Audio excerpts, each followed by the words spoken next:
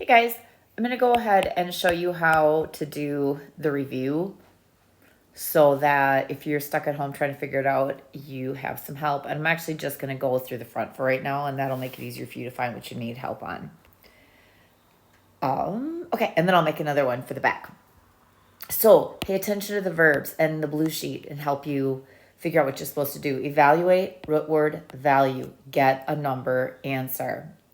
So it usually means to plug in. So where there was an X, I'm going to put a 5. Where there was a Y, I'm going to put a -3. And then you're going to use PEMDAS, remember. So I have to do the multiplying before. And keep in mind that these two negatives will cancel. So my answer is 38. Here I have a 2 going in for X and a 4 going in for Y.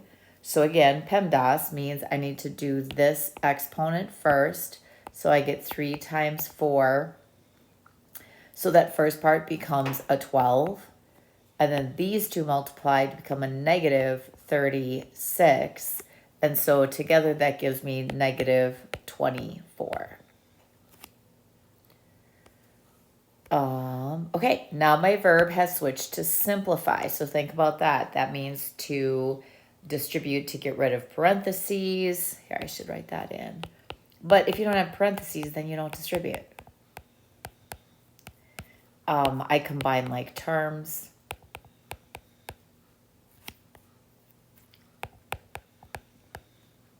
And then last, I do any, like adding, subtracting, multiply, divide, whatever you can still have left to do. So in this particular case, I don't have to get rid of parentheses, but I do have some like terms. 5n and a -8n would go together, leaving me with -3n. And then the numbers are alike, both positive, so they add together, and that's actually my final answer because they can't go together anymore because they're not alike. They don't both have n. Same thing here. I don't have any parentheses, so I just start with my highest power of q in this case, which is these two, and they're alike. They're both q squared. So being alike or like terms means that they have the same variable, same power. So I have an 18 and a -3, so that makes a total of 15 of those.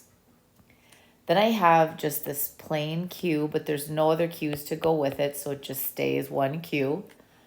And then an 11 minus 2 puts a 9 at the end, because you do want to start with the highest power of the variable and go on down to the constant, which is the 9, because it's always 9 constantly.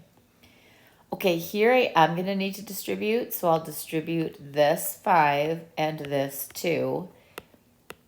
5x minus 15y, and here I'll get 8y minus 2x.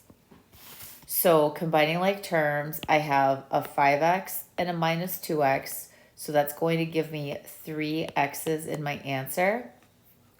And then I have a -15y and a +8y, so when I combine those two, I get -7y. So with simplifying, you won't necessarily get a number answer. In fact, you very rarely do. But with evaluate, you should get a number answer because it's looking for the value. Here's the tricky part on this one. This negative right here, that's what you want to be watchful for. So when you're distributing, this part's most people will do correctly without a trouble with the negatives because there aren't any. And then 5 times 3w becomes 15w. This part, most people will do right. They'll go ahead and multiply that. But it's really hard to remember that this -2 times this -7 actually becomes positive 14w. So I have a positive 10u and a -10u. So they actually cancel one another out because 10 minus 10 is 0. So there's none left. So that means the only thing that I'm going to have in my answer is 15w plus 14w. And they are alike because they're both w's. So I add them together and get 29w. Now we're moving on to the verb solve. Solve means to find the value of x, or y, or n, or p, or q, or whatever. And so I'll write find the value of, and then x. They don't always use x though. So this is where you do your little railroad tracks, whatever makes you feel confident. So I'm going to take away my 11 and leaves me with this. And over here, a negative 9 minus 11 more is actually negative 20. Dividing by 5, I find out that n has a value of negative 4. Are any of these fractions? No, that's kind of weird. We'll have to practice those again before the test. We've had so many of those. Okay, before I can do anything, I do have to simplify this side.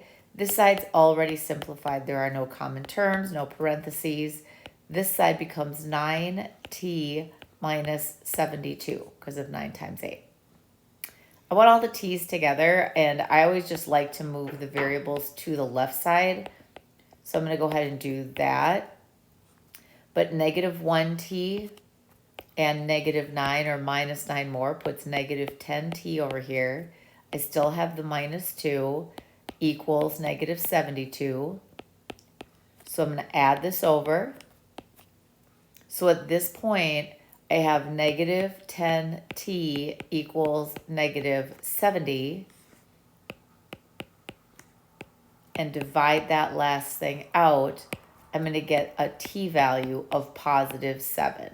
If you get done and you're like, that seems weird, I don't know if it's right, keep in mind that you can always go back up here and test it, plug it in, put it in for all the t's, and see if you actually get the equation to come out equal. Okay, this says to solve for y. Okay, so what that means, because you'll notice there's both an x and a y in this equation, that means I need to get the y by itself. So you just start getting rid of stuff, leaving the y behind. So here, I can move this entire thing over because it was a positive 12, so I can get rid of it by moving it over. Gone. So I currently have negative 28 times y equals the 40 that I had minus the 12x that I moved over. And I don't put them together because they're not alike. Then I'm going to go through to get rid of the negative 28 and divide everything by that negative 28. So this negative 28 cancels, leaving me with y equals. And that's what it means to solve for y. It means you want y equals. If it says solve for x, you want x equals. If it says solve for z, you want z equals. And then you can use your calculator, your brain. I would leave these as fractions personally. If you have a graphing calculator, you just type them in. You would hit the math key on your calculator, and then you would hit enter, enter, and it will reduce those fractions for you. You can do the negative and everything. So if you do negative divided by negative, 40 divided by negative 28, you get like negative 1.42857, blah, blah, blah. But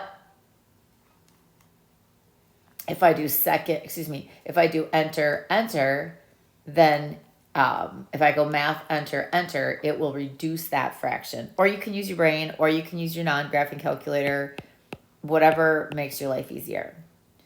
And then here, same thing. If you have negative 12 over negative 28, math, enter, enter, it will reduce it for you. Or you can use your big brain to reduce it, or whatever makes you happy. And that gets the x. And I don't really care, because you could also have it as negative 3/7 x minus 10 over 7. So whatever makes the most sense to you is fine. This one is tricky because the y is spread out. So if it was like passing out papers, if everybody has something, I want to collect it out front, like the opposite of distributing it. So what I would do is I would take that y out in front, like undistribute it. So if you take it back from here, you're left with a 15. If you pull it back out of here, you're left with a plus 2x. Now you're trying to get the y alone, but it's multiplied by this whole thing.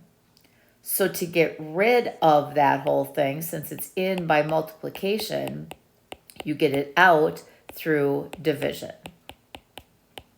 So this entire thing cancels out, and I get y equals negative 30 over 15 plus 2x. And it kind of looks tempting to reduce that, but whenever you have like a plus sign, whatever you're going to reduce by has to go into all three parts. And 15 goes into 2 out of the 3. 2 goes into 2 out of the 3, but nothing goes into all of them. So I would just write it as what we had. Now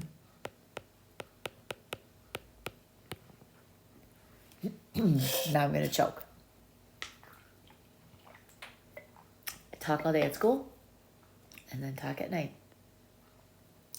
Okay, solving, but now it's an inequality. So now you think about shading and keep in mind that whole dividing by a negative, flipping the symbol, because that's the thing that makes it different. So you want to be on the watch for that. We did learn that when we do these, you want the x on the left. So I'm going to go ahead and move this over so that I have 4x plus 22 greater than or equal to negative 10. I need to get the x alone, so I take this away. Now be cautious here because you are dividing by positive 4. So it's easy to see that negative 32 and think you have to flip, but you don't. So you get x greater than or equal to negative 8 because the number you're dividing by is a positive 4, not negative. So this is technically my solution.